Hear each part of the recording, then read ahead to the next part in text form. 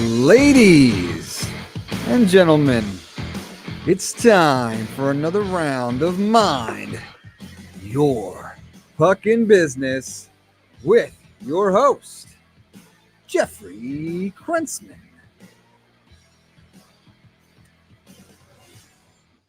Thank you, Dougie Sticks, coming to you live from the beautiful studios of Undefeated Media here in Bergen County, New Jersey. This is the Mind Your Pucking Business podcast brought to you by our good friends at the Bamboozle Project as well as DraftKings. We encourage you to check them both out. Go to thebamboozleproject.com, use promo code MYPB, save yourself 20% across the entire platform of merchandise that is offered there. Certainly included in there is MYPB gear, so save yourself 20% with the holidays coming up. I'm pretty sure you could surprise someone and get something off that site. And if they are a Ranger fan and they listen to us, they will be appreciative. We thank DraftKings for their sponsorship as always as well. This is episode 171, 171. So if you're utilizing the Spanish dial or the features that you have to listen to the show in Spanish, we welcome you. Hola.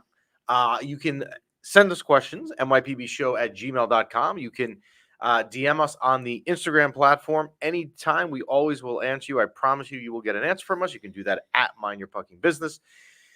And you can listen to the show at any time. If you want to watch us live, you can be doing so. I see there's a ton of comments already on Instagram, or a bunch of them. So we're on Instagram, we're on YouTube, we're streamed on Facebook, but you can also listen back at your convenience anytime in your car if you'd like, which I know where a lot of you listen to it, and that is on Spotify or iTunes platforms, either one. How are you today, sir? I'm doing all right. Got a little bit of a toothache, but I'm surviving. You will be a trooper. I'm going to troop it out. Hockey players are troopers. Yeah, they don't even have teeth, some of them. You literally stole the words out of my mouth. Hockey players do not even have teeth. Yeah. So the Rangers embark on their first road trip of the season last week. They had and this was never billed, and I don't know why that none of us really thought of this. It was an original 6 road trip with stops in Detroit, Toronto, and last night Montreal. So it's kind of cool. Like, you had a little short 3-game road trip. The game starts, or the road trip rather, started Thursday in Detroit, which was the second half of the back-to-back home series from the Rangers' 4-1 win earlier the week. You know, what you take away out of the Detroit game, I mean, look, you have to start with the Panarin hat trick. I'm going to let you in on a little secret. I don't predict a lot of things right in life at all. Yeah. Like, if I gave you the lottery numbers tonight, I would almost tell you go and just play the opposite, and you probably would have a better chance. But Artemi Panarin scored his second goal on Thursday. Mm-hmm. And I said to myself, this guy's going to have a hat trick tonight, just the way he's playing and the way it looks, that I had queued up a graphic for our Instagram page. And someone, a lot of people said, wow, you queued that up real quick. He scored the goal and it was up 20 seconds later. No, I had a feeling it was coming because Artemi Panarin just looked locked in the zone. They played very well in Detroit. It was a complete team effort. I think you also have to mention for Mancini, which is slowly, and I use the word slowly, slowly becoming a fan favorite. There's a lot of people, like, I had a bunch of DMs this morning when I woke up from people talking about Mancini last night. But if you like Mancini, you like the fact that he got his first goal where he grew up, which was the Detroit area. So that was good. And I want to emphasize something I emphasized a ton last year, and it's the first opportunity for me to emphasize it this year. When you can get wins when your backup goalie is in, it is massively helpful and crucial and beneficial. A lot of teams will look at their backup goalie situation and say, I'm going to play my starter X amount of games. And then whatever the remaining games that my backup is going to play, I'll sign to be 500, because if I'm 500 and my starter does what he's going to do, it's going to be enough almost any year to get in the playoffs. So when the Rangers can get wins with their backup, and granted, they do have a very good backup, we know that in Jonathan Quick, you can't lose sight of the importance of what that means and how significant that is. So the game goes Saturday. The road trip continues Saturday night in Toronto. And it is a bucket list item in my life for some point to see the Rangers in Canada on a Saturday night when you have Saturday night hockey. I think that for me as a hockey fan, as a Ranger fan, when you can watch your team playing in Canada on a Saturday night, it is special and it does feel different. And I think for the Rangers to be up there in the original 6 matchup was pretty cool on Saturday. They played very well for 40 minutes. The first 2 periods, they were excellent. They then sat back and had to rely on Igor Shesterkin to carry them, which Igor, as we know, is certainly capable of doing. You don't like to have that happen, You'd like to win the game by playing consistently for 60 minutes, which they did not do that night. Mm-hmm. But Igor Shesterkin had some really good saves. The windmill save on Jonathan Tavares.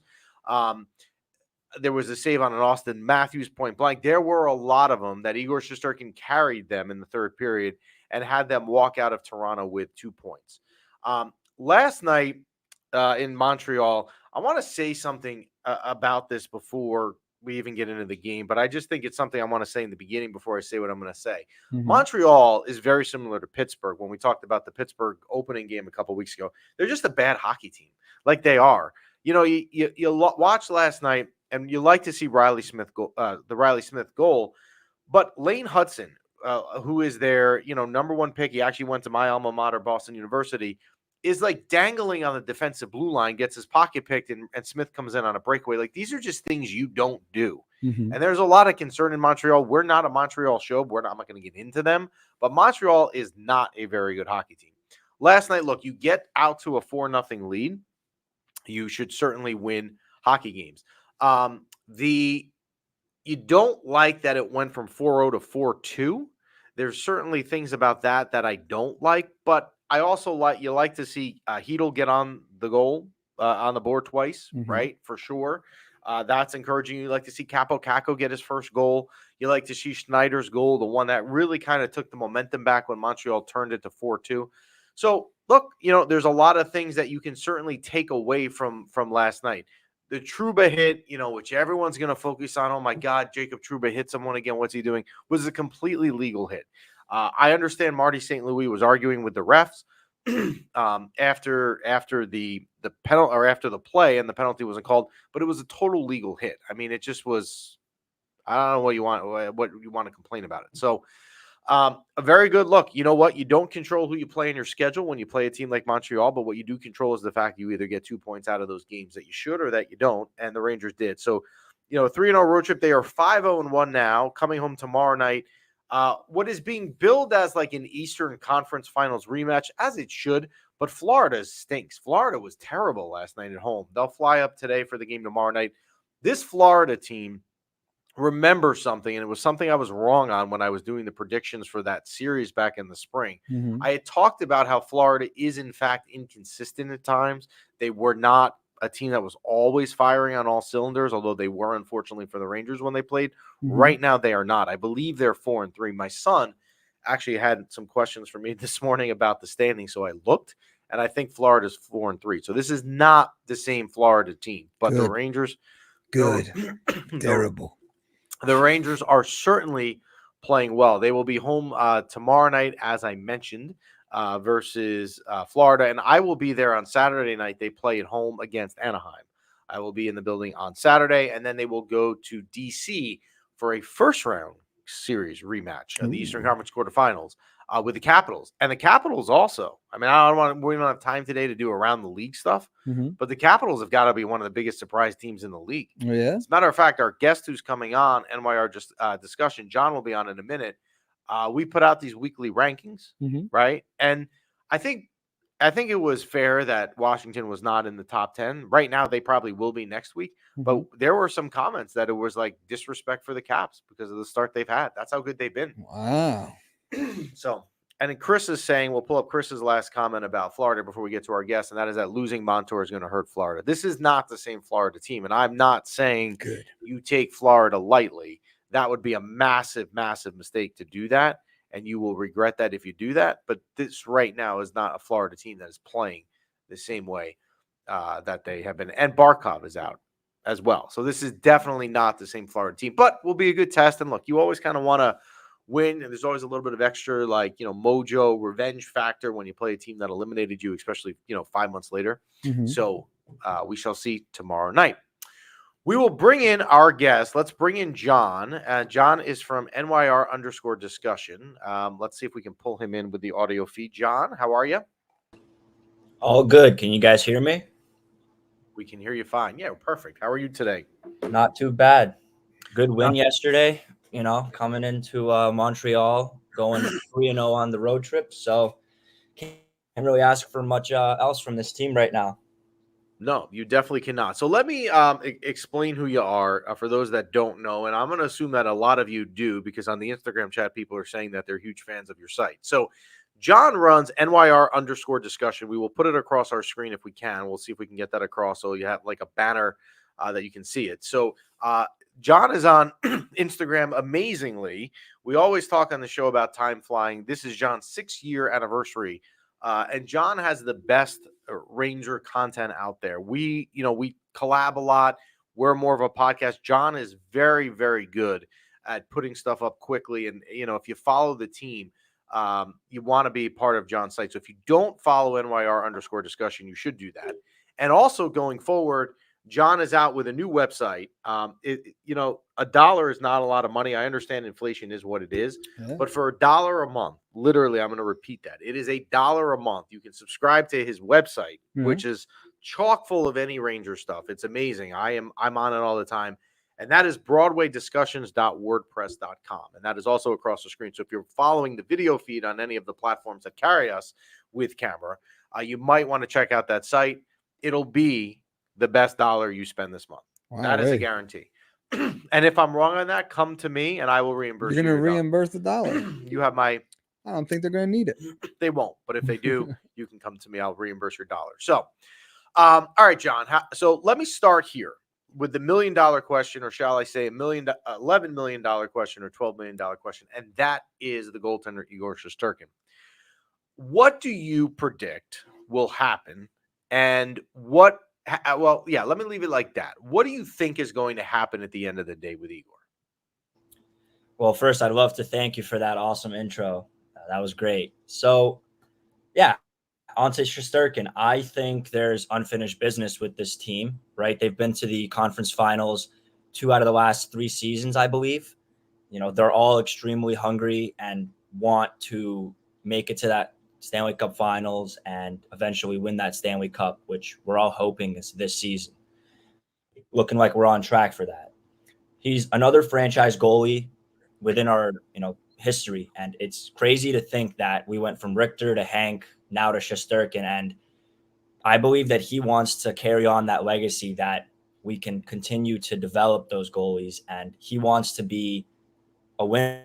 He wants to win. And this group is so tight knit that it'll be very hard for me to believe that he's going to walk away and say, I'm going to go sign with a team, that doesn't have all the right pieces set up for success. Now, in terms of contracts, we had an article that we posted on this. We know it's going to be an 8-year deal. There were some talks about potentially having him come in for 5 to 6 years at a larger term. But from everything that we're seeing, it's most likely going to be an 8-year deal.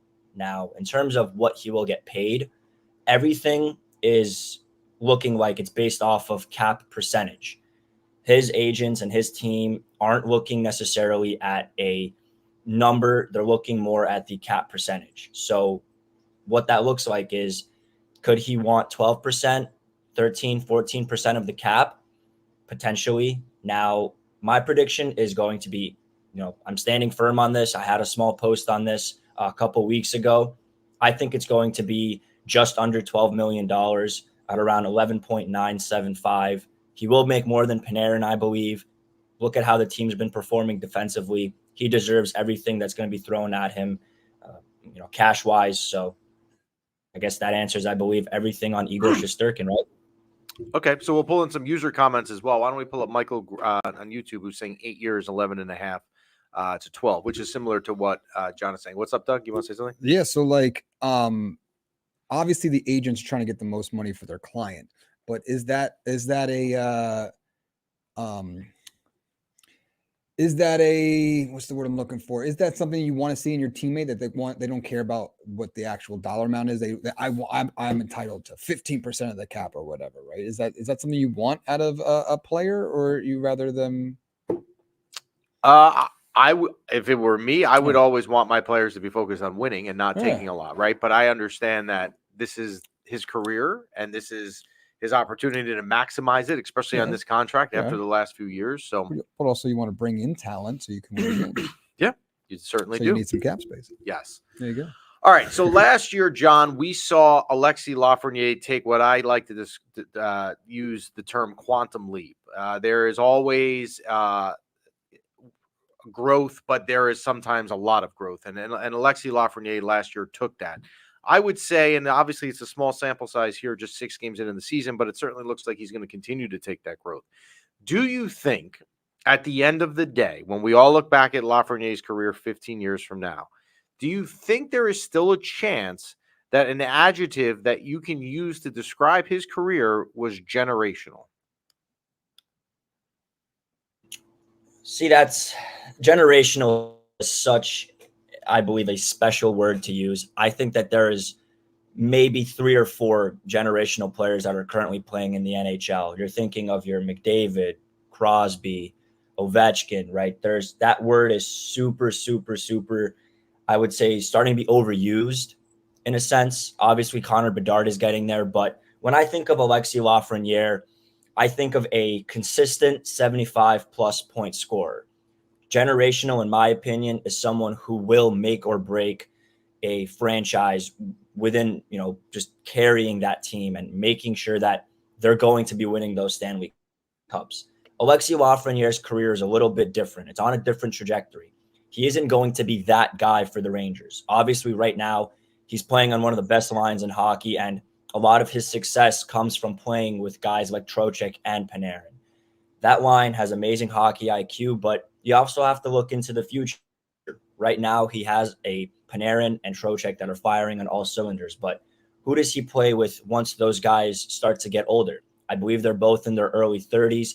What happens when those two guys start to head into 35, 36, 37 years old? So I'm not sure that Lafreniere will necessarily be a main key factor on the Rangers going forward, but I believe that he will be a very consistent 75-point scorer, which I hope, a lot of people understand. I'm a huge Lafreniere advocate, but I think coining the term generational is set for very, very specific players, and I'm not quite sure he'll be there. So, John, I'm going to take a question that someone's directing at you in the chat, which is a follow-up. If you could pull up Chris's question at the bottom, and that is, how much, John, would you pay Lafreniere? Because obviously Lafreniere needs to be paid as well next year. So what there were rumors of 8 years, $8 million per year. Is that a fair contract to you? And if not, what would you do differently? Yeah, that's a great question, and I'm happy to answer that. So thank you, Chris. Now, when it comes to that entire draft class, you look at everyone who's getting a contract. You saw Lucas Raymond, you saw Quentin Byfield. I believe that Alexis Lafreniere and his team think that he has more potential in his dollar amount. 8 years is something I believe him and Shesterkin are both going to be set on. I think they both love New York. They love the team. And I still think that his contract talks, I don't necessarily believe he will get a deal within the season. I think we're going to have to wait and see what happens after the playoffs. There's a lot of talks about, the entire core of Mika Zibanejad, Chris Kreider, Trouba, etc., that they might get broken up if this season is deemed, quote unquote, a failure. So I think, going in with Lafreniere, if he continues the pace that he's currently on, I think about an 8-year, $8.5 million deal wouldn't be so bad. And again, going back to Shesterkin, the cap will continue to go up. We had a couple of years with COVID and the entire escrow situation with the NHL. And I think that if you continuously have the cap going up $5 or $6 million a year, like it will hopefully be going up, I think that there's no problem paying a player like Alexis Lafreniere, who's not even in his prime yet, that type of money. Okay. Yeah, and I would agree with you. I don't have a problem with the 8-year, $8 million deal for him. One of the things that I think is really, really cool about your site is when you post something and you read the comments and the discussion, which is obviously part of your name, the discussion factor of it, you can get a pretty good pulse of Ranger fans and what they think. And over the summer, obviously, a lot of things went down with Jacob Trouba, which no one wishes happened, but it happened. So where do you think, what would the majority of Ranger fans think of Jacob Trouba right now? Are they supportive of him? Are there still people? Because there are some that are still very bitter over it. What do you think the majority of Ranger Nation right now thinks of Jacob Trouba? I'll be honest with you. I think a lot of our fans are starting to maybe slowly turn around and look away from all the bad that has happened around Jacob Trouba over the last couple of months. At the end of the day, this is a business. Certain players get certain rights when they sign contracts, and the teams that give them those contracts also have the ability to make certain maneuvers. We saw that with Barclay Goodrow, right? The player didn't want to get moved, but at the end of the day, it is a business. With Jacob Trouba, I think he's this team's biggest X factor. We see that, I would say, almost every night. For example, last night against Montreal, we wouldn't have had that 1-0 lead with a minute into the period where he would have made those two insane blocks. But then you also turn the page and you look at he's taken a step back. He knows and understands that he may not be a player that will produce offensively or continuously make the right moves, but he's taken a step back and he said, okay, what can I do to make this team win? How can I be of value? He's taken a step back with his ice time.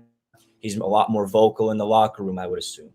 Now, he said it himself that he wants bygones to be bygones, and if anything was to happen, it would happen during the offseason. This team is all in on winning, and as a captain, he's also extremely focused on that. And I love Jacob Trouba. There are times where he will make a little bit of a mistake, but you got to look at your captain, and he's extremely competitive, and he wants to win, just like the rest of the team. So a lot of comments right now on Instagram Live to follow what you just said right there is really that Trouba has been playing well, which I would agree. And I think your pulse or your read on where Ranger fans stand with Jacob Trouba is in line with what I would think. So I would agree with you. Let's see if you agree with this. So the Rangers break out a training camp, obviously every year. Every NHL team does it. There are questions with who's going to make the roster, who's not. There's always will be some players, obviously, that are the guarantees. And there are some that are on the bubble that maybe you don't know about. So I didn't think there were a lot of surprises with the roster, but some people were unhappy that Othmann didn't make the team this year and is starting the season down in Hartford. Do you think they made the right decision with Brennan Othmann, and why or why not? So you look at a guy like Brennan Othmann, who was brought into the organization as a goal scorer. You don't see a lot of goal scorers playing on a team's fourth line. The fourth line that the New York Rangers are currently rolling out includes, some of the biggest guys in hockey. Literally, you have Adam Enstrom, you have Matt Rempe, and Connor Carrick, who plays like he is, 6'5". Now, Brennan Othmann has a goal scorer's touch. You need to play him alongside of people who will help him break out into those offensive plays. Now, in the NHL, it's extremely hard to find that on all three of your top 9 lines. Who do you replace him with? You look at the third line. Everyone is currently a point-per-game player, I believe. You look at the second line, which is Artemi Panarin, Trocheck, and Lafreniere, who are also point per game, if not maybe 2 points a game right now, average. And you look at that first line, which is currently clicking with Riley Smith, Mika Zibanejad, and Kreider. So Othmann currently does not have a spot on this team. Now, that's where we bring in the question of if this team falls short, who's the odd man out? Which players get traded? Where does Othmann fit in? I think that his development is fine. I think that the current AHL team that we have is also filled with a lot of hungry young players. You look at Brett Berard, you look at Adam Sikora, and you fit him into that small group of hungry, gritty kids where he'll continue to develop. He'll have that power play one time in the AHL. He'll continue to develop on a first line, basis where he'll come into the NHL. He'll have a decent middle six role, and we'll hopefully see a young Brennan Othmann thrive in the future. So a lot of people on Instagram and YouTube both agreeing with you. Let's pull up Michael's second to last comment on the YouTube feed, which is, and we'll give it to John, is how likely will the Rangers ruin his development as they have a tendency to do with younger players? At the moment, I think all our young players are doing fine. Will Cooley's been playing great. Philip Hedo's been playing great. Look at Victor Mancini. He's been doing fantastic. He's a rookie right now, and he's been doing great. I think that in the past, we've seen a lot of top prospects not get the time they deserve, but with the current system and regime that the New York Rangers are pushing out, especially with their forwards, is they're trying to make sure that they have a great two-way game. It's great to see a guy like Alexis Lafreniere, who's now starting to score, who has also a two-way mindset. You also see a guy like Kakko. Sure, he's not your point per game player like you would expect from a number 2 overall pick, but the way that they continue to progress within a two-way game, within a two-way forward mindset, is what I believe to be, what separates a team's prospects from being great to just being average. So I don't think necessarily the Rangers are doing anything wrong with Othman. It's just that when you have a Stanley Cup contender with your entire top 6 and entire top 9 being a point per game, firepower, within the first 5 or 6 games of the season, it's very hard to sit there and make an argument for someone like Brennan Othman to come in and, contribute. Okay, I'm going to take some Instagram questions, get some Instagram people that are asking me to ask you some stuff. Landdizzle_19. The top line, obviously referring to Kakko, I'm not Kakko, Kreider, Zibanejad, and Riley Smith. The question is this finally going to work for the long run this year? What are your thoughts? As of right now, I think the only thing that holds them back is Mika Zibanejad not shooting the puck more. He shot the puck, I believe, the first shot on goal. Look at what he can do when he shoots the puck. Riley Smith, I feel, has a veteran presence, which is what that top line hasn't had. And he continues to show that, he potentially can be that guy who can continue to contribute with them. You see him on the forecheck. You see a guy like Mika Zibanejad, who may not always be the first guy in due to the fact that the Rangers play a little bit more of a conservative style in the neutral zone. But I think that Riley Smith has that veteran leadership. I think he has that playoff experience. And I guess only time will tell. We can all sit here and speculate, but if something needs to be addressed at the trade deadline, I'm very, very confident that Chris Drury will be all in to make sure that that first line will continue to succeed. Okay, we are getting like destroyed with questions for you on the Instagram, guys. I'm going to try to get them in. We're on the time sensitive, but I'm going to take Sean Coffey's question because you just mentioned it, John, about the trade deadline. And the question is this: what do you think they do at the deadline? I know it's early, but the lines really seem to be clicking. Well, I was actually hoping that the Winnipeg Jets wouldn't be as competitive as they are right now. A player I really liked was Nikolai Ehlers. It's very interesting because you have at the moment a team, like I keep saying, that has an entire top 9 that's contributing at a point per game pace. They're literally outscoring the New York Giants, which is mind-boggling to believe, right? You see a hockey team that's putting up more points than a football team. It's incredible. So for me, it's very hard to sit here and nitpick at, any sort of, negatives. You look at the defense, there are a few lapses here and there. I would say the game against Montreal, you just have 2 teams that are going back and forth at it. But right now it's very hard to sit and say there's something wrong or someone needs to be traded or, there's an issue that needs to be addressed. I think at the moment the Rangers would be standing pat if this was the type of play we're seeing coming into, the trade deadline. Now, if there is a player that they were to bring in, I would potentially say maybe a great, addition to the fourth line, someone who could maybe replace Carrick as a great, another large, solid two-way centerman who could play alongside of, Enstrom or Brodzinski. But at the moment, I can't really put a name on someone who could help this team out. Okay, another question. GS3099. John, do you consider this season to be the do or die, whether they break up the Kreider and Zibanejad as line mates? I think it's do or die unless it's going to be a heartbreaking Stanley Cup final loss or a heartbreaking conference final loss. Now, we've heard this in the past, but I truly believe that, the clock is running out on a lot of their, terms, and the time is now. Everyone knows it. Everyone felt the heartbreak from the fans to the coaching staff, to the players, to the management. In short, I think that there will be a huge move made in the offseason if the results aren't where they need to be. So I'll keep it at that. Okay. Another question. Twin Mom Journey. Will they offer Kreider a short renewal when his contract is up, low money so he can stay a Ranger for the entire length of his career? I might be a little bit biased. I know all my Instagram and followers understand that, but I think his name's going to be in the rafters. I think that he is one of the most influential and most inspirational Ranger forwards we'll have in the next generation. Kreider will be a Ranger when he retires, and his number will be up there alongside of Henrik Lundqvist's. Okay, we will take one last question, and we're going to take Michael's from YouTube where it says sidebar, because it's not a question on the ice, but it's a good question. Sidebar: do we finally have a coach whose system is plug and play in Peter Laviolette, similar to John Cooper in Tampa? Is this our guy for the future? See, that's a great question. That's something that you wouldn't expect on a Rangers podcast, bringing in something like a John Cooper, but you look at Peter Laviolette, and a lot of people were very skeptical of the hiring. If you followed my page and you were keeping up with the content, this was a guy that I wanted for the Rangers to sign.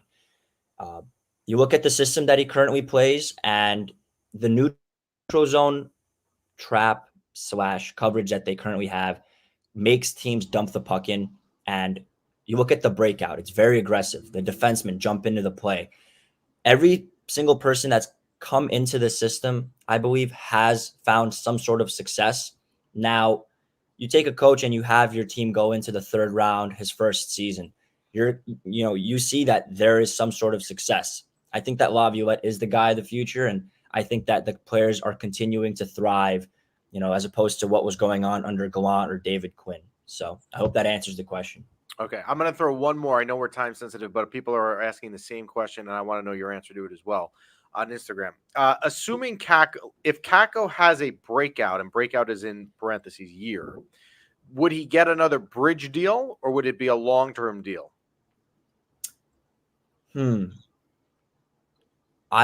Like I said, I think it all depends on how far this team goes. I think at the moment he's a third line forward.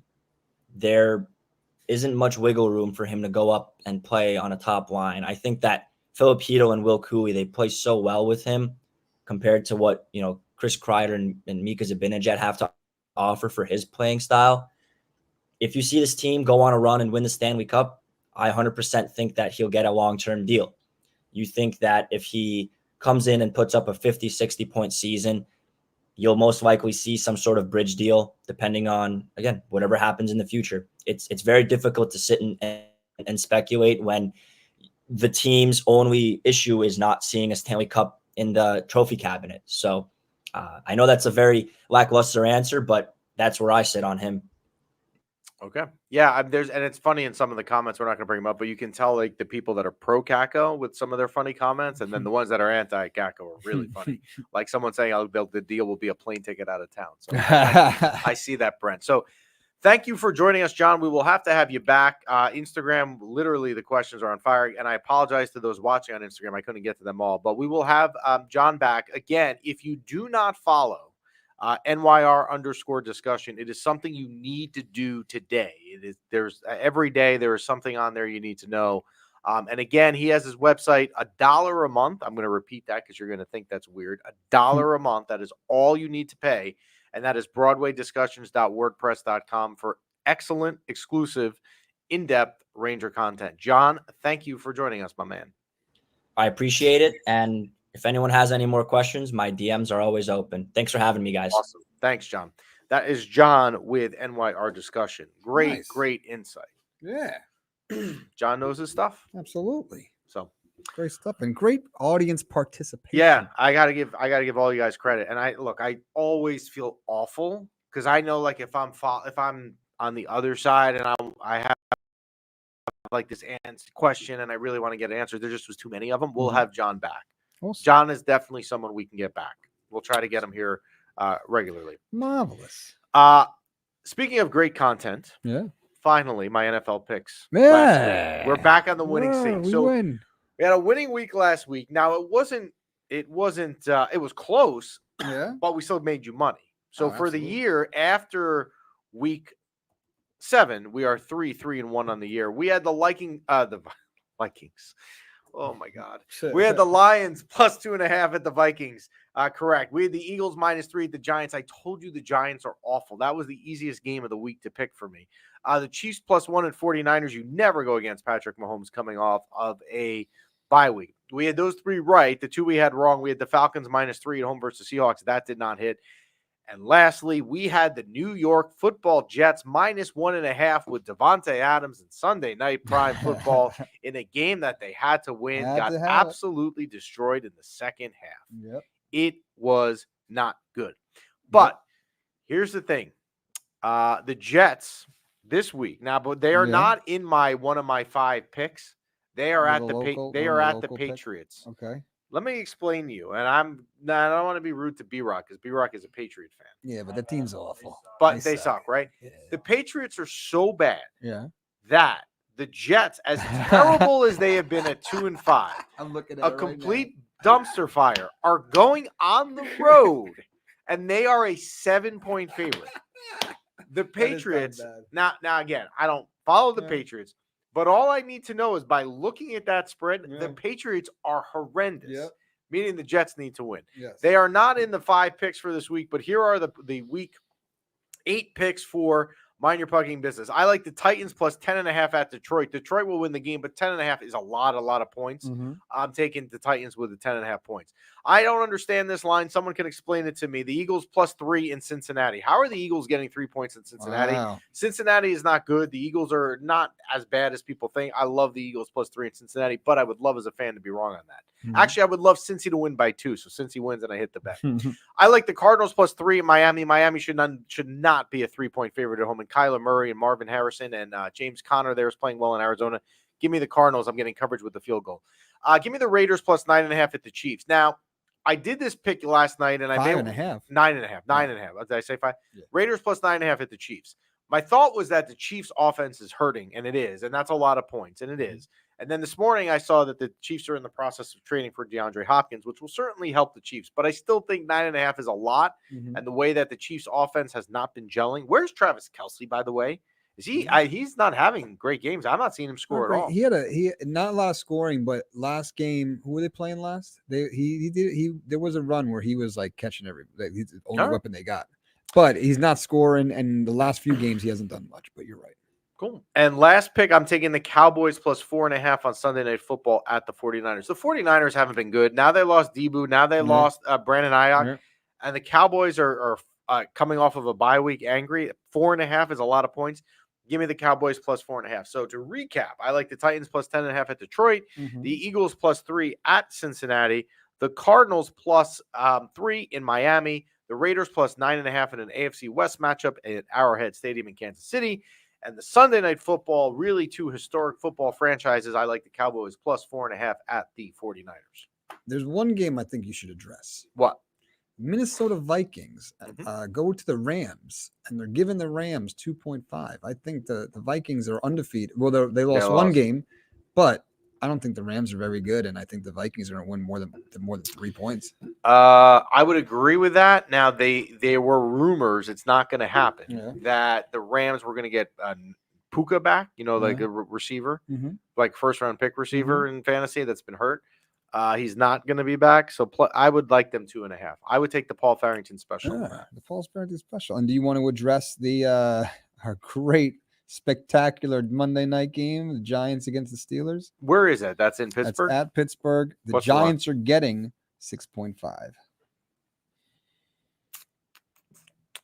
If I had to pick, I would take the Giants 6.5. I don't think they'll win, but I think they can keep it close. I don't think Pittsburgh is that good. The Jets kind of killed themselves. There was stupid mistakes. It really was. Drop passes. Okay. Garrett Wilson has a pass literally in his breadbasket. It gets bobbled in the air, intercepted, and returned the other way. That's the Jets. That's the Jets. But I mean, the Giants are not much better. It's just a blur. This is so bad. It's just a blur between the two teams. Yeah, you can easily confuse them when you try to identify them because they're both horrible. It's not like one's good and one's not. Nothing's good's coming out of MetLife this year. No, the only thing that's good that's coming out of MetLife is what? Me leaving the game is you making your whatever drink that is for your hot toddies, apple cider hot toddies. But I will tell you this: I think we're at 3 games. Okay, yeah, we are. I've been counting. Okay. And what was the over under? 4.5? 4.5. So the over under, just to And recap, then because I know you got to get out of here. The recap was beginning of the year. You have the ability somehow through your powers of undefeated media to go to a few games. Go to a few games that you don't pay. You don't pay a dime for. Do you pay for parking, or are you parking too? Sometimes we get special. Okay. Sometimes You have a good. I'm not just running into the stadium for free. You have a good deal. We'll leave it at that. So because of that, and because your daughter is not of the age like mine, where you have 700 activities on a Sunday yet, you can go ahead and do these things, right? So the bet was that the over/under in total amount of games that you would attend at MetLife, and that's across both teams. That's not one team. Was 4.5. Yeah. We are through week 7. Before it gets cold and the games really get meaningless because they're terrible, and we're at 3. I'm telling you, we may hit that. It might be spot on 4.5. You're not go to a half a game and leave in the halftime. Is it so bad? You're not like, I think it's going to end up 4 or 5. I think you'll go again, but why would you go more than 2 more times to make it 6? Sure. Well, I mean, here's the thing. Like, I think we can throw the towel on both teams. So, like, I'm not one to just go to a game or go to a game. Like the Browns, like they've been awful for forever, right? Like I wouldn't go to a Browns game if there's no chance of winning and there's no chance of making the playoffs. Like, why go? That's my mentality. So like I'm very close. I'm pretty much throwing the towel in. So unless there's like if they won the Eagles game, if they won the Bengals game, there might be an ounce of hope. Here's where there's hope. Aaron Rodgers needs to come up big, and they need to make a run if I'm going to MetLife again. If I am you and I'm in your situation, and I would agree with your logic that you want to see a team that is good, right? The Jets' home opponents remain the Texans, which is on Halloween night, which no one will go to. Yeah.